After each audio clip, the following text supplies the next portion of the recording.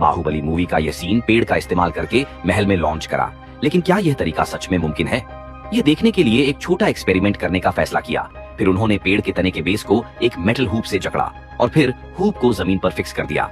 जेसी जू फई के लॉन्चर पर बैठ गया, जबकि ग्लेन ने जमीन पर मेजरिंग टूल बिछा दिए। उसने एक कर्व्ड एंगल बोर्ड लगाया ताकि यह पक्का हो सके कि सभी प्रोजेक्टाइल एक ही एंगल पर लॉन्च हों। सब कुछ तैयार होने के बाद उन्होंने पहले डगलस फर के साथ टेस्ट किया।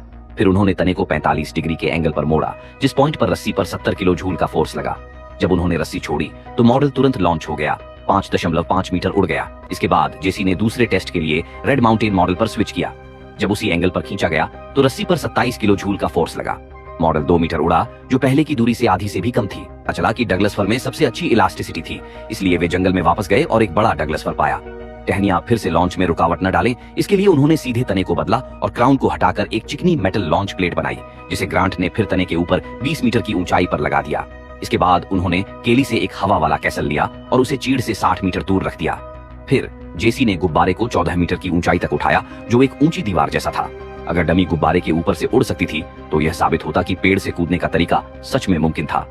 सबसे अच्छा लॉन्च इफेक्ट पाने के लिए ग्रांट ने पेड़ के ऊपर 2 रस्सियां बांधी।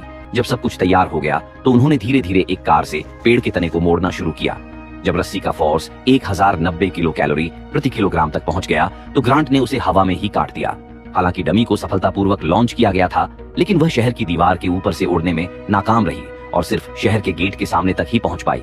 साफ है, घेराबंदी के हथियार के तौर पर पेड़ के तने का इस्तेमाल करना बिल्कुल भी प्रैक्टिकल नहीं था।